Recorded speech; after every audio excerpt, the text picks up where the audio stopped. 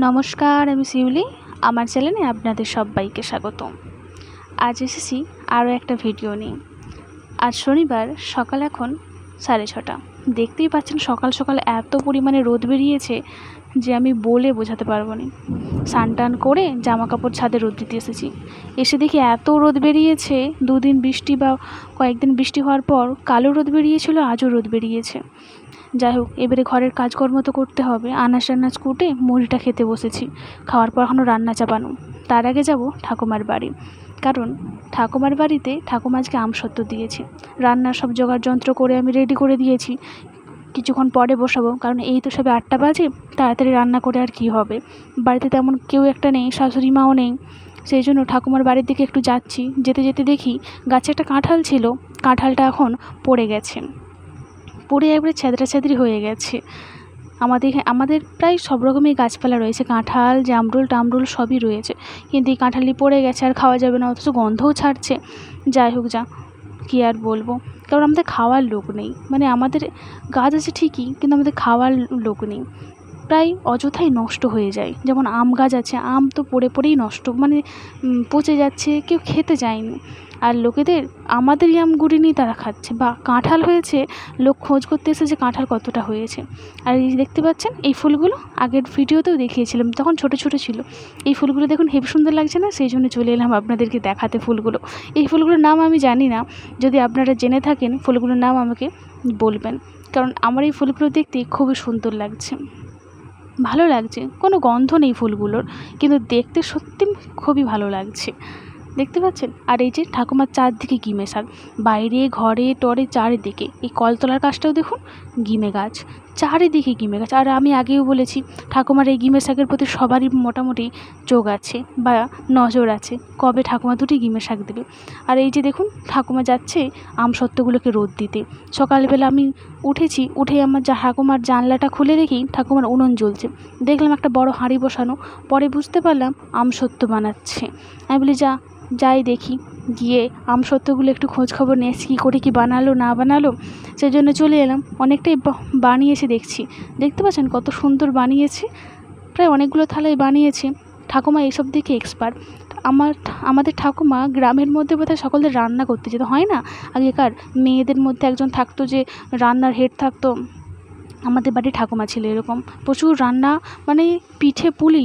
এখনও পর্যন্ত মানুষদের যে বিয়েবাড়ি হতো, এখনও যে গ্রামে যে বিয়েবাড়ি হয়, তাদের কিন্তু প্রত্যেকেই ঠাকুমাকে ডাকে পায়েস রান্নার জন্য। ঠাকুমার হাতের পায়েস সব গ্রামের প্রত্যেকটা মানুষের ফেভারিট।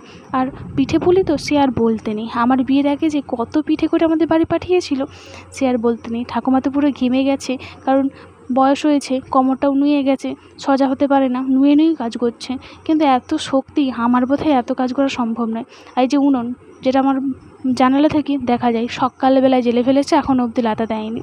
ঠাকুমা এই যে বইছে, দেখতে পাচ্ছেন? ঠাকুমাকে বললাম যে আমাকেও দুটো দেবে, কারণ আমিও আমসত্ত্ব খেতে খুব ভালোবাসি, কিন্তু করার ইচ্ছে নেই আর কি।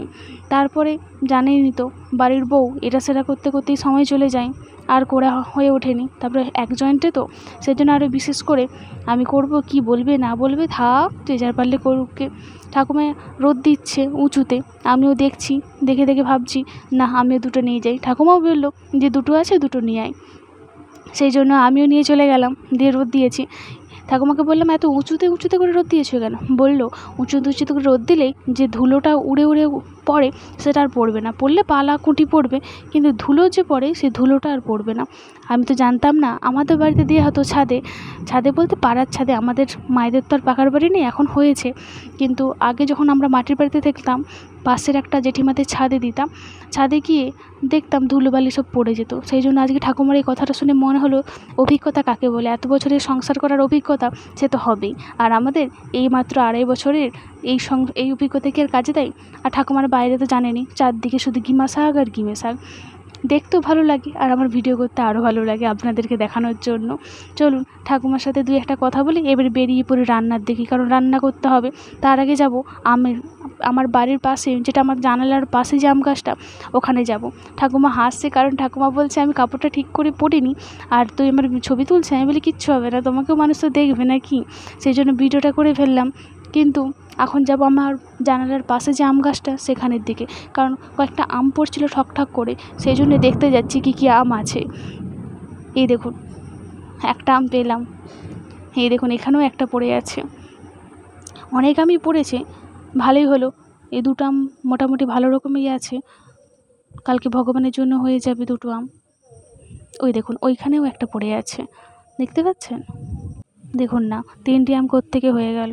যা হোক, হয়ে গেল 3টে আম। 2টো আমকে রেখে দেবো আমি, আর 2টো আম নিয়ে চলে যাবো ভগবানকে দেওয়ার জন্য। আমার তো উপরে রুম, আর নিচে রেখে দেবো। যা বাবা, ঘরে কেউ নেই, অথচ দেখুন ঘরে পাখা চলছে, রেডিও চলছে। আলোটা জ্বাললাম, চালটা বের করবো, কারণ ভাতটা বসাতে হবে। দিদি তো সবজিগুলো করে ফেলেছে, ভাতটা বসাতে হবে উনুনে। চালটা বের করে নিই, মোটামুটি একটা চাল নিচ্ছি, কারণ শাশুড়ি মা নেই, রাত্রেবেলা কী হবে জানি না। যাই হোক, চাল বের করে ভাতটা বসাতে হবে। আচ্ছা, গরম আজকে বীভৎস গরম, ঘামিয়ে দিচ্ছে, এত পরিমাণে গরম আমার গাও পর্যন্ত গোলাচ্ছে। কী হবে জানি না বাবা। যা হোক, যে ভাতটা বসিয়ে দিতে হবে আমাকে। শাশুড়ি মা আজকে আসবে বলেছিল, কী করে কী জানি। দেখি, মোটামুটি আমাদের মতনই নেই, আর একটু বেশি চাল নিয়ে রাখবো, যদি আসে তো তারও হয়ে যাবে। শাশুড়ি মা গিয়েছে মামা বাড়ি, প্রায় বেশ 3 দিন হয়ে গেল। বৃহস্পতিবার দিন গিয়েছিল, 3 দিন হয়ে গেল। না, বুধবার দিন গিয়েছিল, আমারই বলা ভুল হলো। বুধবার দিন গিয়েছিল, বৃহস্পতি শুক্র শনি, আর শনিবার। 3 দিন হয়ে গেল, এখনও আসেনি। আজকেই পুজো, কবে আসে এখন দেখি।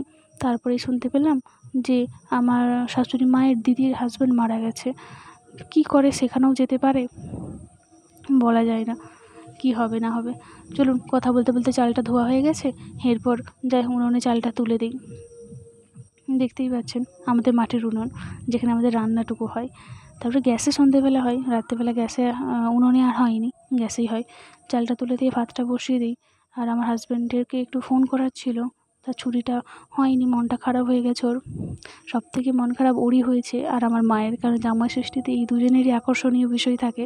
আমার মাও আমাকে ফোন করে বলে ছুটিটা হলো নি ওর, আর এবারে বোধহয় আসতে পারবে না। আর ও আমাকে বলে যে ছুটিটা দিচ্ছে না। যাই হোক, ভাতটা চাপিয়ে চালটা তুলে দিয়েছি, ফুটুক। ফুটতে ফুটতে, আর এই দেখুন না, ভাতটাও ফুটে গেল, মানে উতরিয়ে গেছে। আর এই যে খুন্তিটা এই কারণে দিয়ে রেখেছি, যাতে এই যে ভাতের যে জলটা উতরে গেছে, এটা না গড়িয়ে পড়ে, সেই জন্য খুন্তিটা দিয়ে রাখলে উতরিয়ে পড়বে না। চলুন, ভাতটা হয়ে গেছে, এরপর একটু বিছানাতে যেতে হবে, কারণ এত গরম, পাখাতে একটু না বসলেই হবে না, কোমর টোমর পুরো ধরে গেছে। বিছানাতে শুয়ে পড়ি একটু, তারপরে পরের কথা পরে হবে, কারণ বিকেলবেলা উঠে আবার পড়াতে হবে, অনেক কাজ আছে, টিউশন পড়ানো, নিজের পায়েতে একটু স্বাবলম্বী হতে হবে। তারপরে এখন আবার শুনছি পশ্চিমবঙ্গের মমতা ব্যানার্জি এসএসসির ছাড়বে বলে করছে। পড়াশোনাটাও করতে হবে, তার সাথে সাথে এই তো টিউশন পড়ানো। যাই হোক, 2টো বাচ্চা আজকে এসেছে, কারণ বাকিদের কি হয়েছে কি জানি, প্রায় 6-7 জনের মতো পড়ে, বাকিরা এখন আর আসতে চায় না। এই যে ম্যাডামটি এত দেরি হলো আসতে, কি করে কি জানি ঘরে, এই এত দেরি করে আসলো। চলুন, এদেরকে পড়িয়ে নিই, পড়িয়ে আমার কাজও আমাকে করতে হবে, আমার পড়াশুনো আছে, তারপর আমাকে আবার রান্নাবান্না করতে হবে। এই যা এরা তার করছে করুক। চলুন, আজকের মতো এই পর্যন্তই। আর ভিডিওটা কেমন লাগলো কমেন্টে জানাবেন, যদি ভালো লেগে থাকে একটা লাইক করে দেবেন, আর একটু ফলো করে দেবেন, যাতে আমার ভিডিওটা পেতে আপনাদের কোনো অসুবিধে না হয়। আজকের মতো এই পর্যন্তই, টাটা, ভালো থাকবেন।